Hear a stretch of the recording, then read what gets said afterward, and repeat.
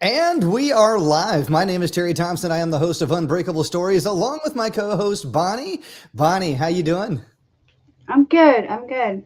It's been an interesting day, but good. Good overall. How are Yeah, you? man. So I just want to, before we get started, I just want to send a huge shout out to all the veterans that are out there. Today is Veterans Day. So myself, I served in the U.S. Army for 24 years, multiple combat tours. And today has been a very fun-filled day of reaching out to old Army buddies, getting messages from old Army buddies, thanking everybody for their service. I love it. It's a brotherhood that just you cannot touch. And it's that consistency, and it ties hand in hand with what it is that we're going to talk about tonight, is that consistency. Over the years, I've had a handful of brothers and sisters from the military that have consistently reached out to me every single year, once a month, once a week, every other day. And it's like they're doing a buddy check. You good? We good? We're good. You're good. We're good. I'm good. You're good. And it's that consistency of knowing that somebody is there and they care and they reach out. But man, today was a special day because not only the Facebook messages, the text messages, I had a few phone calls that I had today with some people that were just truly phenomenal, because there's people that are like text message level, and then there's those people that deserve a phone call level kind of a thing. So it was a fun day. It was a great day. It was a victory day. I went out and got a massage, bought me a whole bunch of stuff. So today was not only a celebration of service, it was a victory day for me. That was my day. That's amazing. We talked about this a little earlier, but thank you for your service. How the proper way to greet somebody who's a veteran on Veterans Day. Yeah. Um, and yeah, so I'm glad you got to go enjoy yourself. It sounds like you had a good day and all. I love conversations, especially with good people. So I think that's why, like today for me flew. It was back to back, Hmm. pretty much conversations and trainings.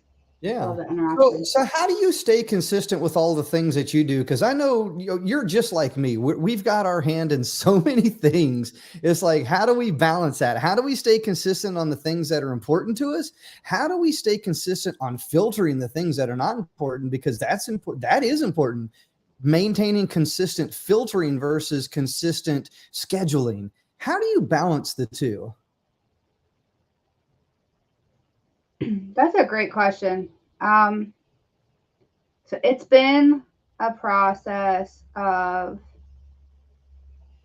constantly, not constantly, but like tweaking, Mhm. trying things, seeing how they're working, um, removing things that aren't working. But for me, a lot of that really boiled down to my boys going back, my youngest starting school opened up my day. Um, and when that happened, I blocked my time differently. But as far as filtering, I've had to be much better about setting boundaries and saying no or not right now, and not letting other people's emergencies, you know, or their urgency be my emergency. That's a great point. Not right now. I love that because there's so many people that reach out and they want like immediate service. Like they're Mm-hmm. so used to people, snapping their fingers and people jumping right away. I love that. It's not necessarily a no, but a no right now. I've got other priorities. And I think that's a part of putting yourself first. And I think that so many people miss the mark on the consistent self care. I had to learn that. I truly had to learn, like, man, I can't be everywhere to and everything to everybody all the time. I had to learn how to, like, oh my goodness, I need to do this, I need to do that. I had to prioritize things, and having that consistent level of just intentional filtering, intentional action, intentional pausing. I think that there's something to that. What are your thoughts about intentional consistency? Because I think there's so much inconsistency out there in the world that, man, people are just not doing the right things consistently. What are your thoughts? So, intentional consistency for sure is like we've talked about intention like months ago, and intention for me is at the top of. Or I try to make it like if we were looking at levels of filters, intention has to be at the top for me. Like, what am I intending to get out of this, to accomplish by doing this, to solve by doing whatever it is? What is my intention for this activity? Mhm. And there's a couple of different pieces there. Intentional self-care was something I really had to work on, and I still am working on. Scheduling for me is really big, and so I don't put stuff in my schedule that I don't want to be doing anymore. Mhm. I mean, besides maybe paying bills, I don't schedule. I just don't. I don't allow. I try to find other ways to get those things accomplished. But I notice too, the more I'm choosing to do things that I want to do, the less things I don't want to do are even coming into my like awareness, if you will. Mhm. Not nearly as often. Whereas before, when I wasn't really clear about what I wanted to be doing or what I wanted kind of in my life, everything was firing at me from all angles all the time.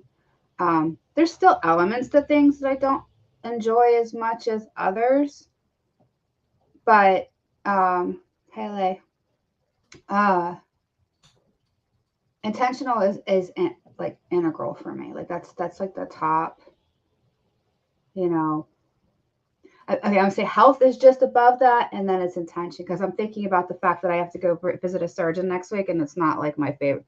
I already kind of know what the outcome's gonna be, Mhm. and I'm like, I kind of don't want to do that, but I want my health to be at the best that it can be, and in order to hit that level, I need to take care of this kind of thing, if that makes sense. So I'm glad we're hashing this out kind of real time, because it helps me. Sometimes we don't realize like exactly why we're doing things or how we've come to get to where we are. Um, and so putting my health first has created this consistency kind of in the background, if you will. Does that Mhm. make sense? It 100% does. So to kind of package up what you said right there and tie it into something that I've been kind of bouncing around here's an idea: active versus passive consistency. And here's what I mean by that. So you got passive consistency, and there are people that are passively consistent with the things that they do. Sitting on a couch thumbing through Netflix, for example, is passive consistency. Well, depending on how you look at it, it could be active consistency. Going to the gym, working out, making sure that you put yourself first, that could be active consistency. So I truly believe that there's a little bit to unpack with this active versus passive consistency. I know Yeah. myself, there's a lot of things that I passively do consistently because it's a muscle for me. So I don't necessarily think about it actively because it's so ingrained, so deep there I have it. that it's a habit. Exactly. It's a habit. So I passively can do these things, but I'm doing it with intention, but I don't think about it because it's deeply ingrained. It is that habit. So what are your thoughts about that? Do you think about active versus passive consistency, or do you think that there's multiple layers to that, or can we unpack that? I don't know. I mean, I think you and I can unpack pretty much anything. But I can tell you right now something I did. Like, it was an act, but I still did it passively because it was a habit, because it was an addiction, was smoking. Mm, Like, it was a system that was ingrained in me. Like, I would feel this feeling, and I put on my shoes or whatever, depending on the time of year. We only smoked outside, um, and you know, grab a cigarette out of the pack with my lighter, walk out the back door, light a cigarette, do what I was doing, and then, but it was I mean, it was a 25-year habit. I don't know, something, a long time, a lot of years, um, where I didn't think, it wasn't a conscious thought process. It wasn't like I was like, oh, okay, I have to put on my shoes. Okay, I need to do this. Okay. So, um, I feel certain addictions are definitely passive, done passively almost, even though there is action involved. Mhm. Um, as far as active consistency, I mean, there's other things you could do too, like passive consistency, like taking the same route to work every single day. It's not something you really think about anymore. You Mhm. just kind of get in your car and you do the thing. As far as active consistency, I think this is really what we're talking about is building and breaking habits. Mhm. If you Exactly. really want to get super basic about it, it's building and or breaking a habit. Mhm. I built in a new habit of posting on LinkedIn and Instagram every weekday at least, and now I'm going to be doing even the weekends. Mhm. Uh, but it was rocky at first. Like I go, oh crap, I forgot to do my post for this now. Hurry up and do it in the morning. And I'm trying to figure the caption. And then I automated the process. And so now it's uh, goes a little more smoothly. And I don't have to think about the act of making it happen quite as much, although I'm actively doing the creating of the content. If that makes Mhm. sense. 100%. What about values? How do you think values ties into consistency? Um, a lot, Mhm. a lot. What would you It's say gonna is your top 3 values? my top three values have to be health, good, like maintaining good health as well, as possible. Mhm. Um, relationships, Mhm. um,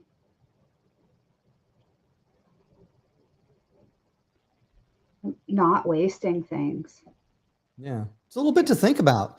So with me having a military background, my values are deeply ingrained within the military. Loyalty, that's something that I value. Loyalty, duty, honor, respect, selfless service, integrity, personal courage, all those things are values that I hold near and dear within my heart.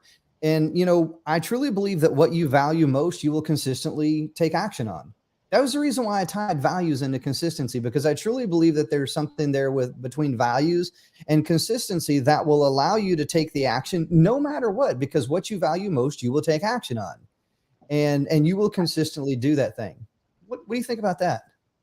I love that you said that you named more than three. First of all, that wasn't fair. But second of all, integrity for me is definitely at the top of that list because Mhm. I'm definitely one that um, wants to do or not want, like I do what I say I'm going to do. I'm going to show up, even if I show up messy, hair, ceiling issues, water, like I'm still going to show up at least, no matter what the actual like presentation of me showing up looks like sometimes.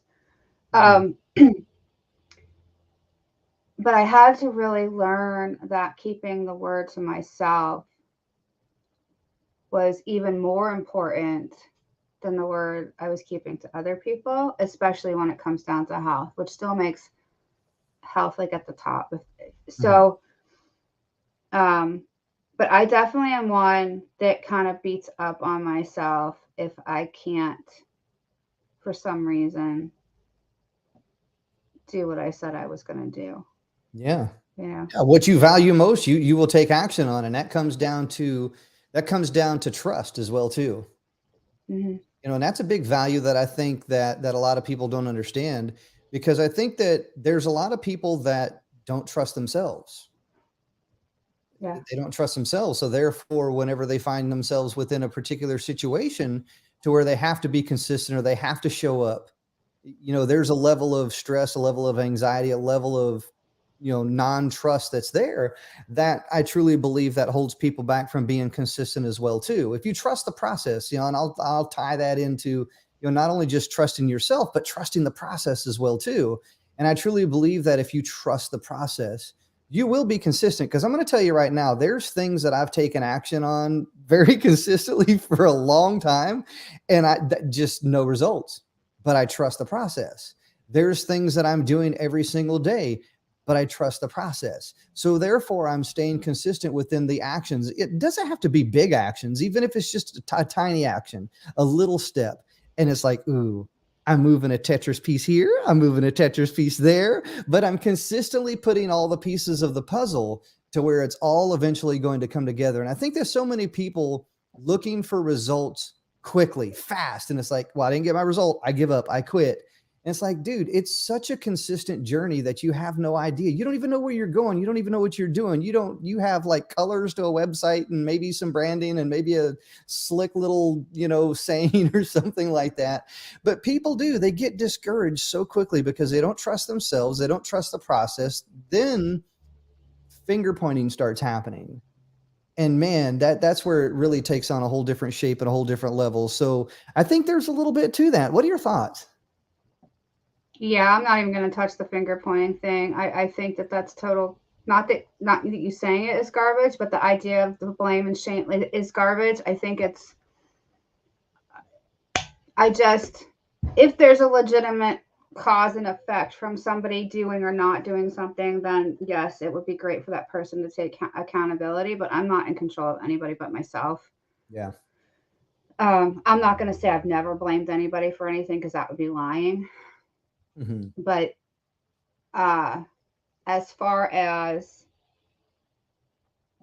the honesty and trust and integrity, I think it didn't come to me consciously because those are things that are so deeply ingrained in me. Like I just expect them to happen. Like I just expect to be dealing with people who are of high integrity. I expect to be honest because I'm honest with other people. I expect to trust because, you know what I mean? Like, so those things to me have to be core values if they're that deeply ingrained that they're like not really coming to mind. Those are things that I've told my kids like flat out, like I don't tolerate lying, cheating, stealing, anything that has to do with dishonesty. I have zero tolerance for. Mm-hmm. I digress. You asked me what I thought, and so Yeah. I think blame is garbage. Oh, great thoughts. Different people think different things differently. I love that quote. Seth Godin totally hit it out of the park when he came up with that. And I paraphrased the mess out of that thing. I love it. Different people think different things differently. I can't necessarily blame you, fault you or anything for the way that you think. And it's a great answer. It's your answer. And I think that a lot of people consistently hold themselves back because they're really worried about what other people are going to say and how they're going to judge them. So therefore they're consistently playing small. They're consistently holding back instead of trying to be the best version that they can be. They're consistently overthinking, underthinking, not even thinking. And I think that that's the reason why a lot of people are not achieving their dreams, their goals, their habits, their success that's really meant for them. What are your thoughts about that right there? Yeah, I've been one of those people. I mean, that's imposter syndrome, which is a whole another topic we could unpack. I think we've talked about a little bit in the past. The who am I, and it does boil down to not trusting yourself. I think people also expect to be, and I've definitely fallen into this category, fantastic about at something right off the bat. We expect to not have to practice for some reason. We look at somebody else's 10-year mark and we're at like day one, and we think that we should be as good as the person who's put in 10 years worth of practice, which is not true in most cases. We just had a conversation about this in a group I was in earlier this morning. And the exact same thing, like people being afraid to get on video, people afraid to send messages to people. And I was like, I sent 600 plus direct messages on LinkedIn between Sunday and Tuesday. And no, that's not an exaggeration.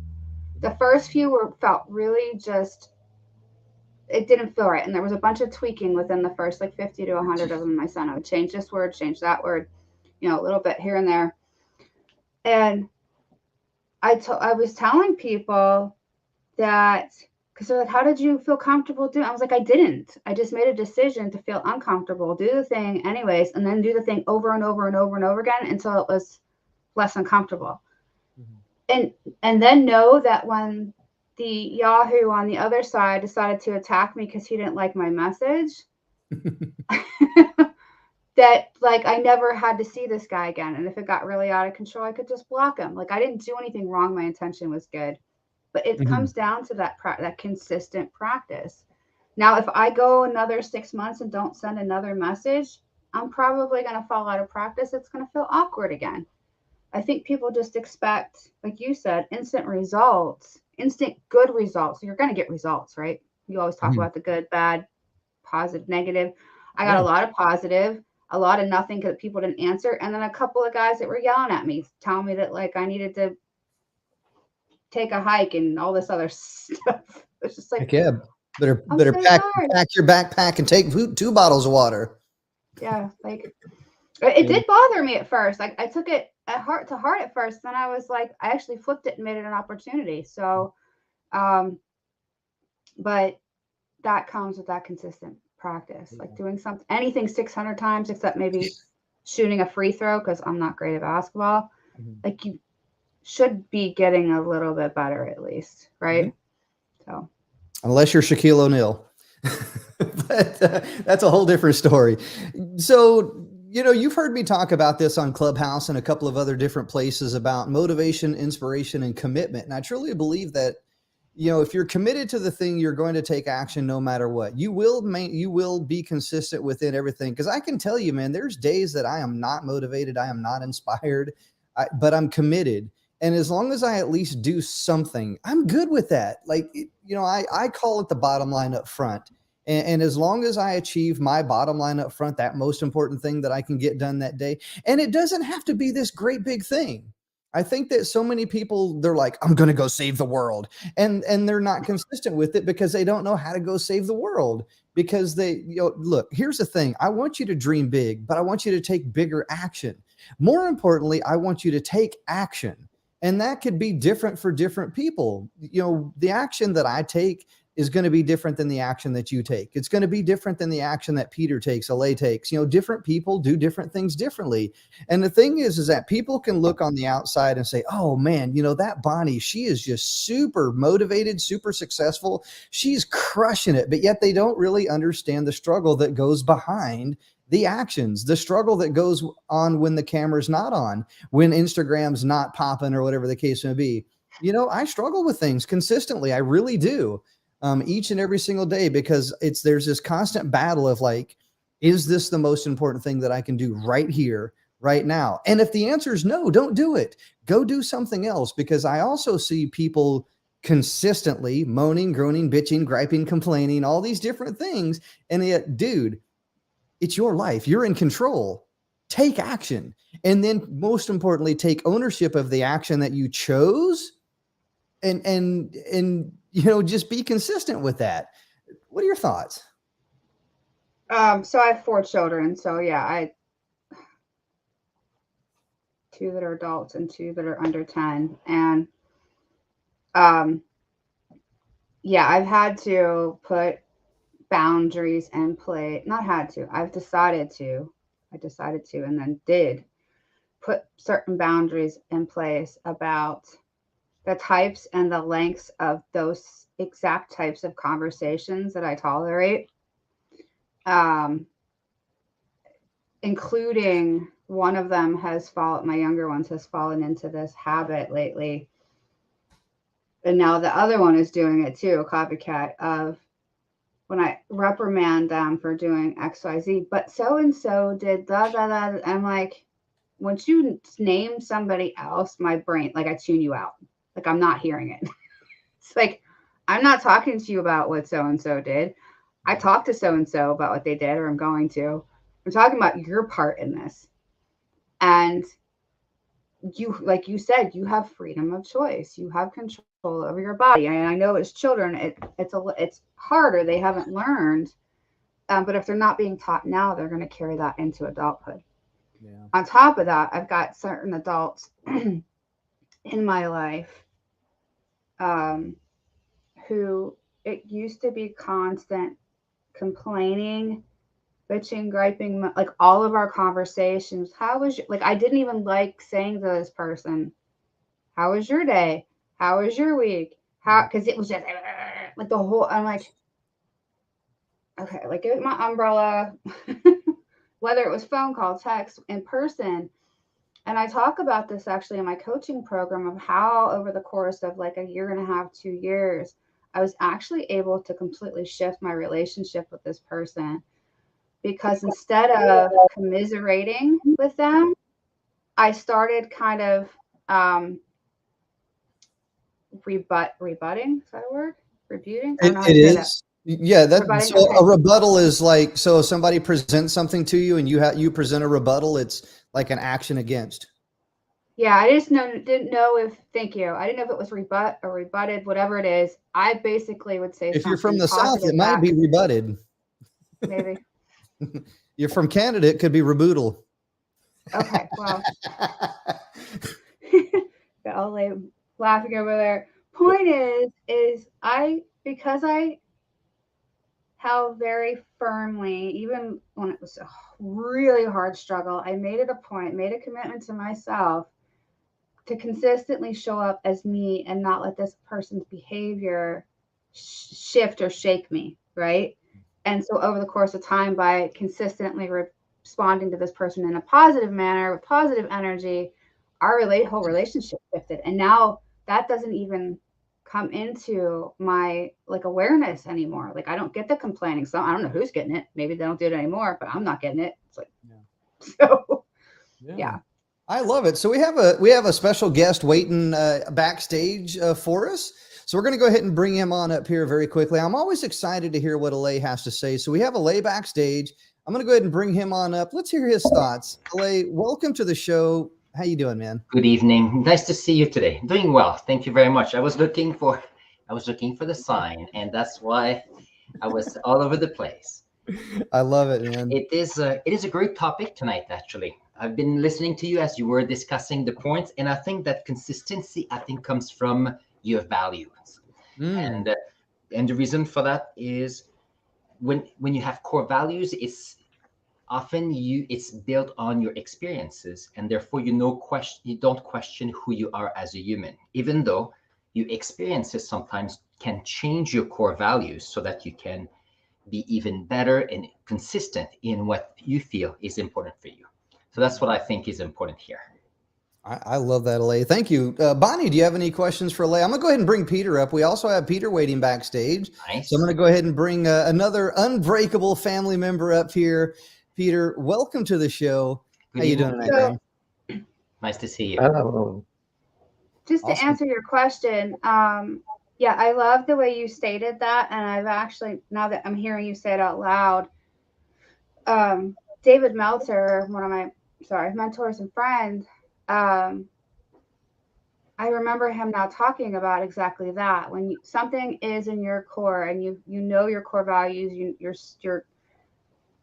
strong in who you are, it makes making decisions really easy. There's none of that hemming and hawing, because you're like, this answer fits within my core values. This does not. For example, my husband, God love him, he cooks a lot. He cooks all kinds of stuff and amazing food. And I had to keep reiterating, like, I'm not eating these foods. I'm not eating these foods. I'm not eating these foods. Like, I'm not trying to hurt your feelings. But if I want to feel like the best version of myself, this is the stuff I'm eating. I don't expect you to cook me something different. I'll do my own cooking. But over time now, like lunch the last few days, he's making vegetables and chicken. And I'm like, this is amazing. But for me, answering whether or not I wanted an ice cream sundae is easy. It's like, I don't do dairy and I don't do sugar, right? Still sounds freaking amazing. And I can tell you I crave it. It's like, no, I will have this while you guys all enjoy it. Excuse me while I leave the room so I don't smell the vanilla waffle cone that is my favorite. But yeah, it does. It makes the decision making easier when you're solid in what you believe is right, you know. Here's what I like about what you said right there, and that's making the decision to walk away. You know, when people that are around you, you know, and they love you, you know, they don't want any harm for you or anything like that. But man, the habits that we have that are consistent to ourselves are not necessarily consistent to others, especially if we're trying to make a change happen within our life. Like I'm to blame as well too. My wife, she literally eats, I think, once a day, and the rest of the day she's drinking coffee and doing a few other different things. She'll work out and do all the different things, and I'm eating throughout the day. I struggled with that for a long period of time. Well, here recently I made a decision. I have not had a cup of coffee in 3 weeks. I chose 3 weeks ago to not drink coffee. So I have not had a cup of coffee in 3 weeks. I'm doing different things differently and trying to maintain the consistency of putting myself first, putting my health first, doing the things to eat good, drink good, exercise, and not only support what it is that my wife is doing, but to show the kids a great example of something that they can follow and they can emulate. I'll use something that Ed Milet shared a long time ago. Ed Milet talks about, when he went to the doctor and they did a check on him and everything, and he had high cholesterol to the point, and the doctor asked him the question, do you want to be there to walk your daughter down the aisle? And that opened up Ed Milet's mind and his eyes like, wow, it's that bad. I need to make different choices. I need to be more consistent with putting myself first, eating this, eating that, because I love junk food. I will eat the crap out of all kinds of stuff. But here recently, I made the decision to not do that. I made the decision to buy some different things, try some different things. This morning for breakfast, I had chia seed pudding. So it was like chia seeds, almond milk. I cut up a banana and put that in there, and I put some walnuts in there. And that was breakfast, and it was delicious. So once again, trying different things differently and being consistent with those things to better yourself. Let's talk about that. Bonnie, do you have any thoughts before I turn it over? I do, and I'm being really, really patient because I'm super excited for you. I am, because that was when I went gluten-free. That was like the last spoke or whatever. And I'm not saying anybody needs to eat or not eat certain things because I have inflammatory conditions. I was like, I can't walk around saying I'm going to be the healthiest version of myself if I'm still doing these things that are contributing to the degeneration or the decline of my illness. Yeah. Chia was one of the first things I tried, and oatmeal. I've been eating oatmeal for breakfast every single day, not even kidding, since July. But I don't make the boring, like, cold oatmeal. And if anybody wants the recipe, boring warm oatmeal, which is still good too, but I've talked to Terry about how I do it. Two really exciting things. So I quit smoking. It's been 6+ months now, right? The unexpected, thank you, the super unexpected result is my husband, who's never had a desire to quit smoking. He was still smoking. He quit last week. And he's done. And I'm like, There you go. Excellent. I'm like, holy crap. Nice. I was like so excited. Yeah, I know. Amazing. Need a But that towel. was not me, like, not nagging, it was just, he watched me make the decision. It was a super, Terry, what I went through with the vertigo and everything. It was a struggle for me. Luckily, well, this is glass, but knock on wood, he hasn't had the same effects as I did. But he's also starting to talk a little differently with the boys, like change what he's eating. He's like telling my daughter, like, I'm not buying you these things anymore. And like, anyways, it's changing everything. And it's just really great when another byproduct of being solid in who we are and in our core values is just that, is sometimes we get to have a positive effect, a ripple effect on the people around us that we weren't even expecting. So yeah, I'm super 100%. excited for you. Awesome. Peter, do you have any thoughts? Yeah, for me, is consistency is the meaning that we do the thing we love, we passionate about it, then we keep doing it. Although the thing might be hard to do it, but we keep consistent to do it. And I just read and listen to your habit. So when we start to do it, then we keep consistent, then we can build a habit. Then the habit can be the compound effect. So although the small thing, then after that we keep doing it, then we can compound it, and then we can have more progress on our life. And for this, and then I heard someone say that motion create emotion. So when we had the habit, we got the energy, we had the constant to do it, then we had the energy, and our emotion will more have the energy, and then keep more happy to do it what we want to do. Yeah, I love that. So Peter, I have a question for you. Yeah. You're a teacher. You teach people Japanese. Yes. And you have to be the one that's consistent by showing up as the instructor, as the teacher. Yeah. And I have almost the same question for Alay as well too. So as the instructor, as the teacher, as the example that others are following, which I call leadership, but I think that consistently showing up, how do you deal with students who are struggling, who are inconsistent with like learning new words or trying to pronounce certain words?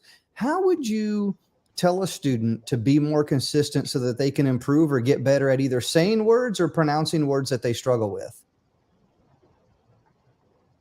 Okay. Eric got anything? For me, is I will record my pronouns or let them to do some sentences. For example, the word, then they do different kind of sentences in order to let them to memorize and then to have they can do the word and use the word for the daily use as well. So repeat it, but we help them to do the thing that they want to do. I love that. Alay, same question for you. You have a classroom, you have students, you have someone who is struggling. How do you mentor or teach someone or coach someone how to be more consistent with something that they're struggling with?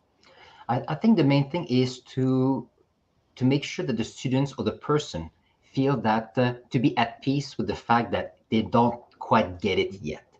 And the way it makes it easy for them is that half the time, so when I teach French, I'm learning English words all the time. So I share with them how I have some struggles. It's not easy for me. I have some wins.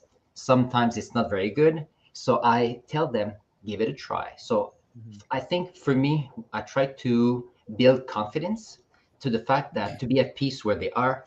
And then from there, say, okay, let's see if I can do one step. So building confidence to try something new, to learn something new, to say a new word. I think that is the main thing here. So be at peace with where you are, and then be able to say, okay, let's do one step at a time. So that's the way I try to approach it. I love that. And that comes back to Bonnie. Bonnie, how do you, when someone's dealing with anxiety, and imperfections because they're trying to be perfectionists, how would you coach someone to be more consistent on having grace and empathy for themselves? What would be your advice to someone with that? That's a really great question.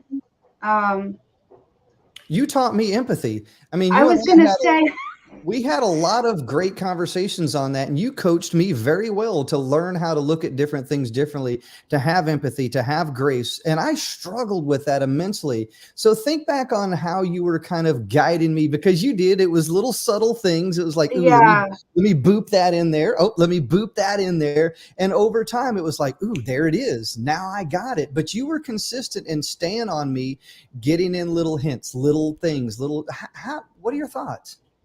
so I'd like to say that in a perfect world, no pun intended, I do that all the time, but I don't. I do definitely, and I'm not talking about with my clients, but like I'm noticing with my kids, like my patience for certain things is shorter, and it tends to be like that with the relationships closest to us, I think.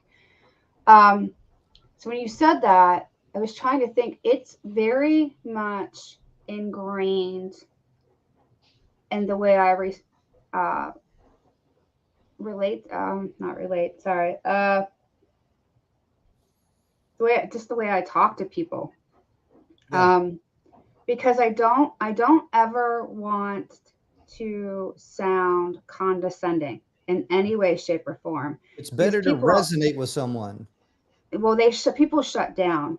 And I learned this very early on, after making lots of mistakes. When I was a nanny way back in my late teens, early 20s, it wasn't my job to make the big shifts in the kids, right? It was like the littler things. And so I would ask them questions like, so do you think it was a good idea to do that XYZ thing? And it was kind of walking them through the process of thinking about what it is they did, thinking about the thought process. Sometimes they're so little or they do things so quickly, they're not even thinking. They're like, I don't know. Like they don't have an answer.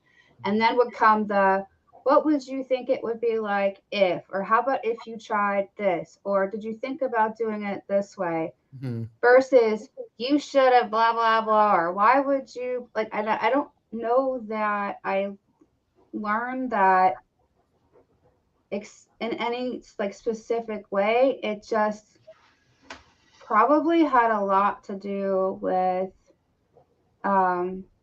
me feeling very much like I was not good enough growing up, because no matter what I did, there was always the, well, you got a B, why didn't you get an A? Or why didn't, like, my dad was very much like, you made it this far, why didn't you go to the top kind of person. So anyways, we're talking, you asked me like the hash to like, it's, for me, it's very natural. It's just the way that I talk to people and I guide people. So it's not like I have a framework Yeah. to give you. Like, I'm not a coaching coach, if Mhm. that makes sense. Like, I can't coach you on how to coach necessarily, but it is gentle guiding.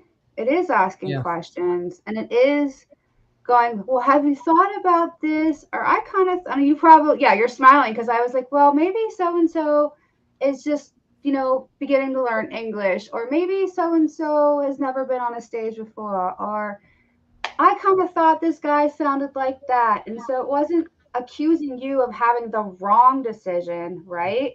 It was just kind of getting you to think of, in a gentle way, Yeah. alternatives to your original behavior or reaction or whatever. I get it. It's a hug. It's like a nudge. It's a little outside perspective that allows you to see different things differently.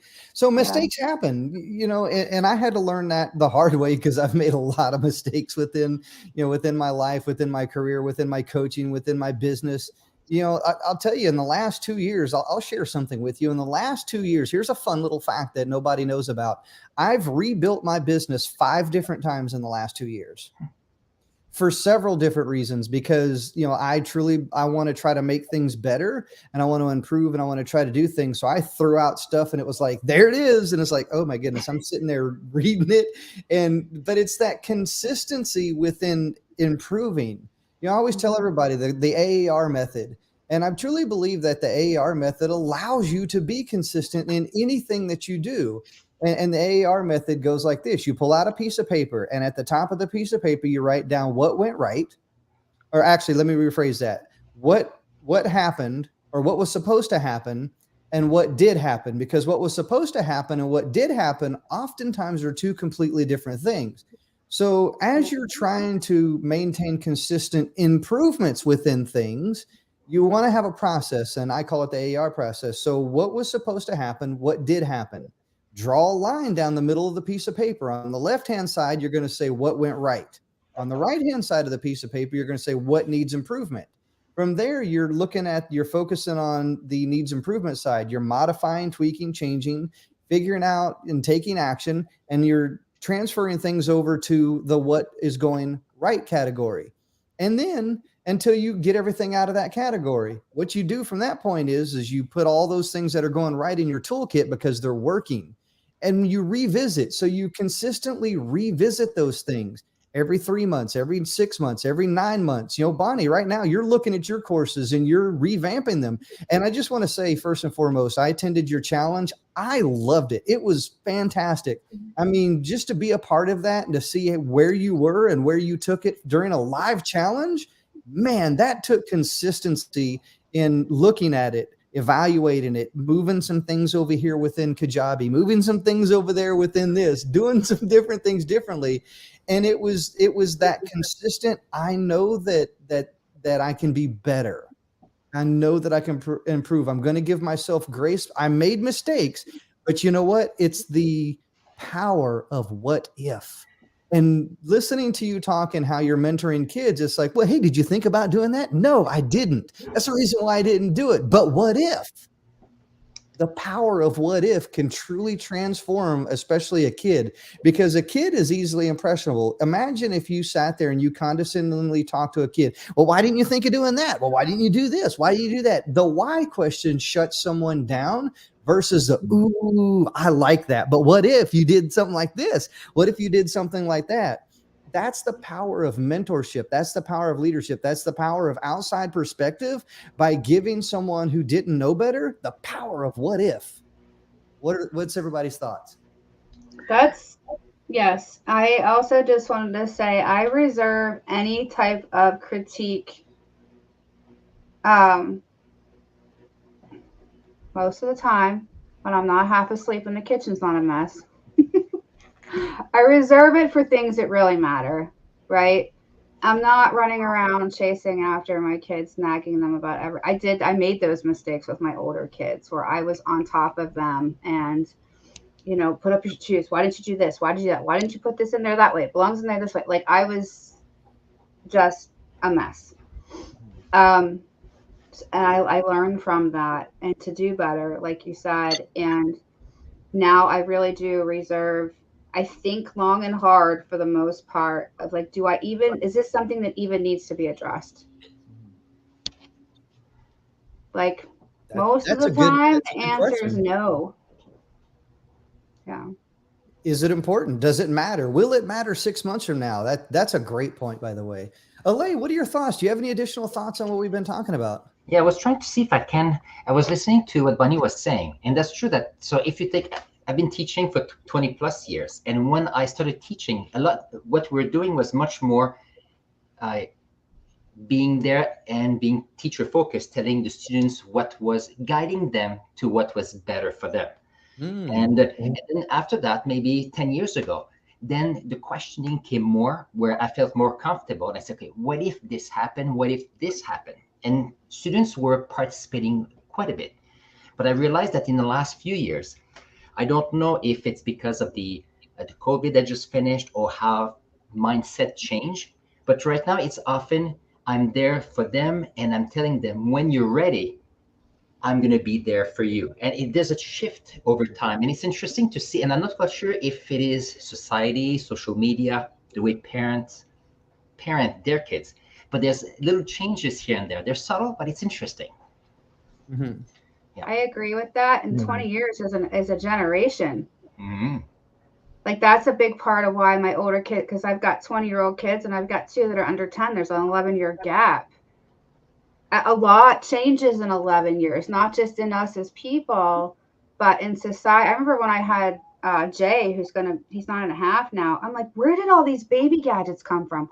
Why do I have to have them in 6 different car seats? Like, it's just in this short period of time, it was like, we've got a stroller for this and a stroller for this. And if you want to stand on one foot and hop around, you got a stroller for that. Like, it was just like, and you can't put them in this kind of crib. And the crib we had was illegal because it couldn't have a drop side. And I'm like, what are people doing to their kids that all of this stuff is illegal and unsafe now? Like, so anyways, I digress. I think it's a combination of a lot of things. Like, we are getting older, society is advancing, but we've also brought in a whole, you're basically teaching kids that are those kids almost. I know. Yeah. It's just like a whole other generation. So yeah. It's pretty crazy. Mm-hmm. I love that. Peter, any additional thoughts? Yeah, I learned from Bonnie. I need to confess. I still ask my son, why you didn't done your homework? Why you haven't go to sleep? So I need to confess. I need to change. Ask what if? Yeah, what if you can done your homework early? What if you can go back to sleep early? Yeah, I will try today. What if? Because hey, Peter, think about it like this: why represents an argument. It puts people on the defense. It truly does. So I try to avoid why questions at all costs, because the moment that you start questioning someone or challenging their integrity, challenging whatever, like, why did you do that? Like, I used to do that all the time, especially when I was in the mirror. When I was in the military, I literally look at someone like they had a third eye on their forehead. Like, why in the hell? I would just sit there and just look at them like they had something on their forehead and just ask like the why question. And until I learned how to shape that differently, because here's the thing, why it represents an argument, it represents a defense, it represents feedback. And sometimes when you're trying to tell somebody what to do, you don't need that feedback. And when you're trying to mentor someone or let them take accountability for their own actions, their own choices, their own decisions, ooh, what if we did that? What do you think? And then put the onus back on them to make the choice. It comes down to the experiential learning model. The experiential learning model puts the student in charge of their own learning. The person in charge of their own learning. Yeah, go ahead, Bonnie. Sorry. I was just going to say that I've been having a delay all day. I'm sorry. It's okay. It's just my brain is delayed. I don't know. Tone has a lot to do with that too. Mm. I think it's okay to ask why questions if your tone is inquisitive and not accusational. Mm. Because you can take a question and it's very clear you really don't want to know, like that you think what they did was wrong versus, hey, why did you do it this way? You know, That sounded almost exciting. Hey, why did you do it that way? Yeah, like I get certain pieces of school work and I'm like, hey, why did you write part of your name up here and part of it down here? Oh, That well, I sounded ran out of room, condescending. you know. Huh? I said that one right there sounded condescending. You know, I took a course on body language, and I'm telling you, if you really want to understand or you want to see how people are thinking, understand body language. And if Yeah. you consistently see how people are acting, reacting towards certain things, I'm telling you, it's amazing because I'll sit there and I'll just observe, and I'm laughing on the inside sometimes because I there's a lot of different things that I'm truly paying attention to when I'm kind of focused in, and even being consistent with that is challenging. Sometimes I just have to shut myself off and just be a vessel, and that's hard sometimes. It truly is. Yeah, another one I like to use too, it's not a question, but saying things like it might be helpful if you are, it's really helpful for me when and that way you're not attacking or accusing. I mean, this is all psychology stuff that as we're talking about this, I'm thinking it because you asked me like, how do you blah, blah, blah. And now it's all popping in my brain, the different phrases. And I do this with adults too. Like it's not to be condescending, it's to be non-confrontational and to understand. And when you seek to understand, I think it's a completely different. But like you said, there's certain phrases and certain tones that are going to immediately put somebody on the defense. And if you can train yourself to use a certain tone, breathe if you have to before you talk to somebody, so that you're, yeah, exactly. We do the hamburger, cheeseburger, Big Mac, Whopper. Anyways, I'll tell that story another day. And you know what? That applies to ourselves, when, like self-talking, and also to other people. Because when we ask, why do you do it this way? Or do you have any questions? People say me, and then people just step back because they feel that you are pointing at them. Whereas if you are saying, for example, what are the questions that came up as we discussed that? Or the same thing with consistency. You could say, well, you need, okay, there's something wrong with you. You need to get up at 5 o'clock in the morning so you can be consistent. Or you could focus on the process of the actions to be consistent. And there's two different ones. One can bring guilt, whereas the other one can bring energy to move forward. So that's something to keep in mind. Oh yeah, me too. That I'm gonna have to go back and watch this and write that one down because it's super important because I think too, I don't know how old the students are that you're teaching, but it also has a lot to do with their own conditioning, what they're dealing with at home, whether they're getting support or they're being yelled at or whatever, not getting support. And so if a parent's constantly saying things like I used to say to my older kids, unknowing, like, why didn't you blah, blah, blah, you know, or putting them in the spotlight and then they go to school, they're going to get defensive. So I've had some talks with my older kids about the mistake. Like, I'm sorry, I did XYZ. I didn't know better. And our conversations are different now. So they know I'm making those changes, which makes a lot of difference. But I think that your students are really lucky to have you if you're able to pick those things out and display those behaviors, because that gives them the idea and understanding that if they're in a situation where it's not so great and maybe it's condescending, it's not like that everywhere and it can be different. And that gives them a different positive perspective. So I think that's really awesome that you're doing that. Because I love that. It's it creates anxiety if you focus on the person instead of on the act, on something you could do, a process, and so on. So it's interesting. It doesn't work all the time. I make mistakes too, and sometimes it's chaotic, but for the most part, it works nicely. Awesome. All right. So we're going to go ahead and close things down. We've been going for almost an hour. So here's what I want to do. I always love closing the show where we share our final thoughts. So we're going to go around the horn here. Final thoughts. I want to go over to Peter first, Alay second, Bonnie, and then I'll close out the show here tonight.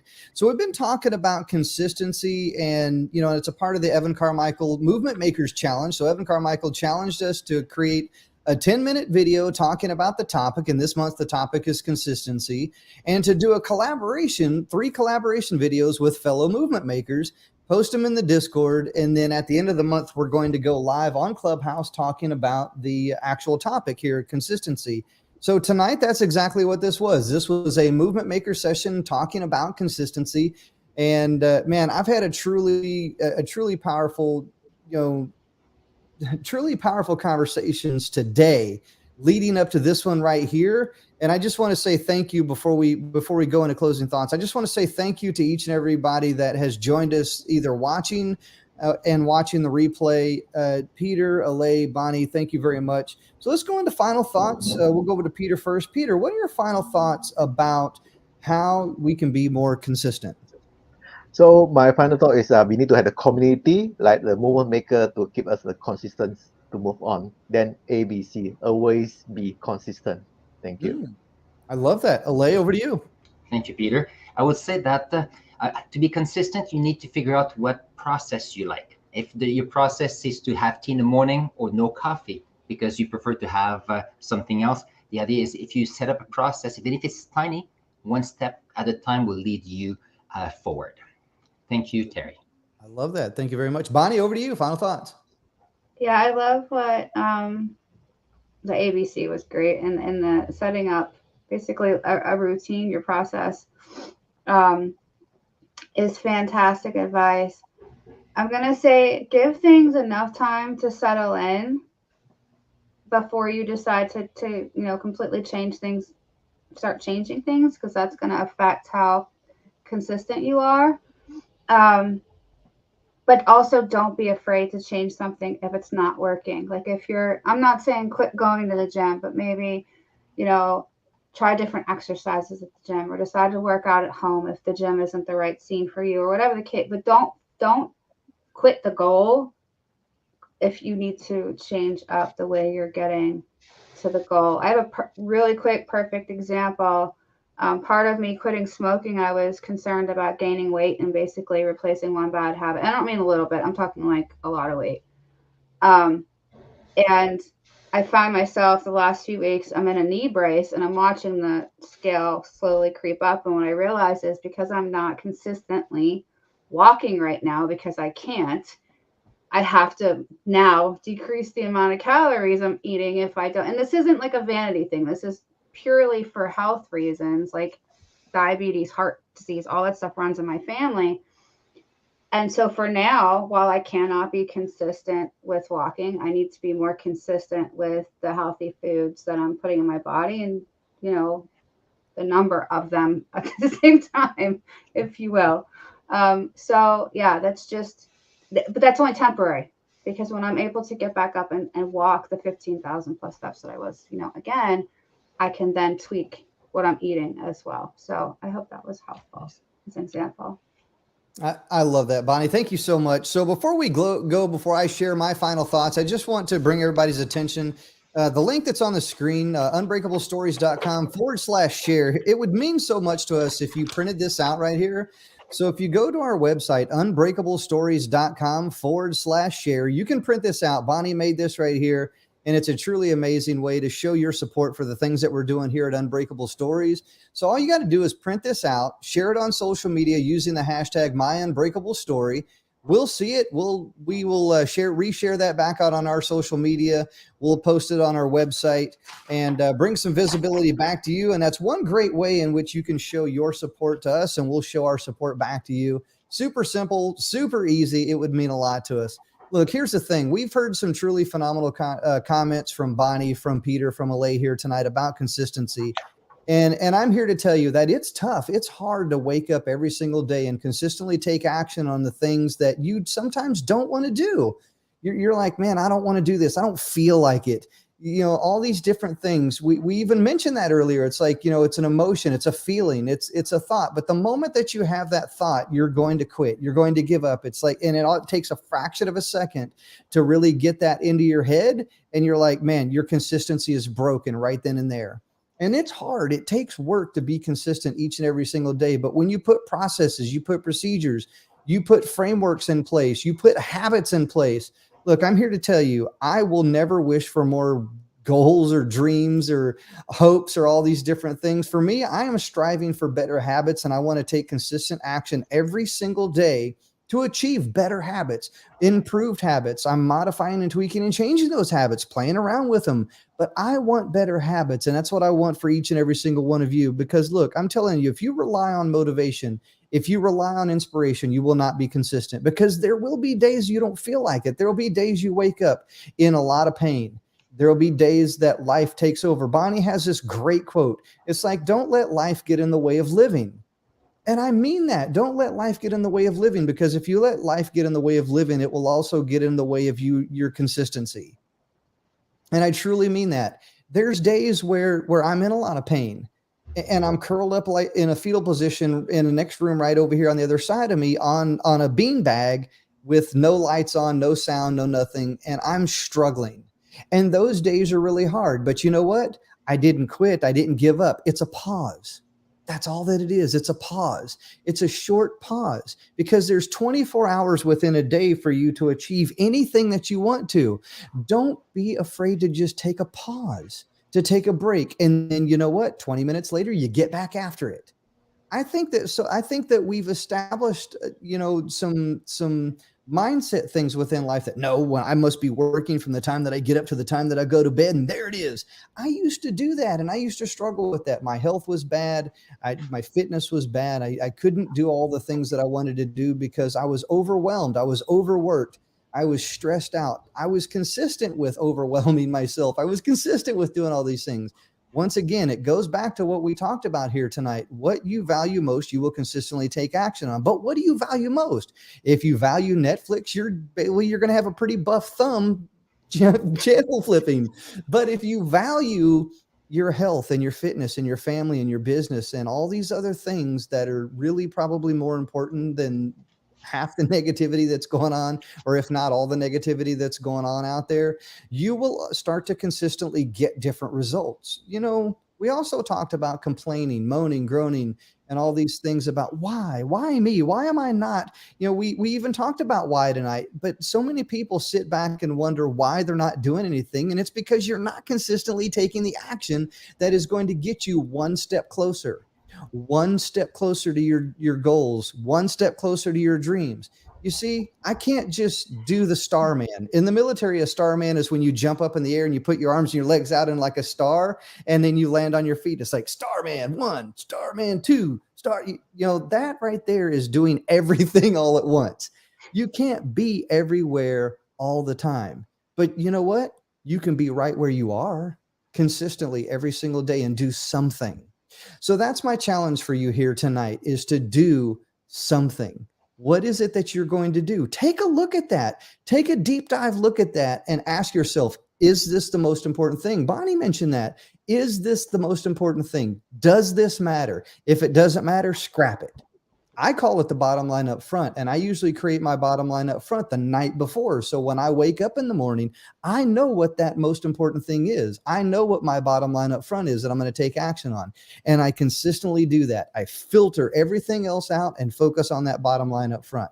I don't care what else comes my way. I'm focused on that bottom line up front. And that's my challenge to you. What is it that you value? Take an intentional look at yourself. Take an intentional look at your life, your business, your family, your finances, all these different things, because I'm here to tell you that if you do not get consistent with the things that matter most within your life, you are going to consistently fail. You're going to consistently fail, and you're going to consistently continue to ask yourself, why? Why am I not achieving success? Look what Bonnie's doing. She's freaking awesome. Why am I not achieving success? Look what Alay's doing. He's awesome. Why am I? You're going to start judging yourself. Look at Peter. Peter's absolutely amazing. Why am I not achieving the same results that these people are? Well, look, I'm also here to tell you that on the outside looking in, you don't know what you don't know. We're consistently showing up. We're consistently taking action. We're consistently doing the things. So what you see is what you get. But at the opposite end of that spectrum, you yourself must take accountability for your own actions so that what you do, you also get. And that's my challenge for you here tonight. I want to thank each and every one of you for joining us. Thank you for watching.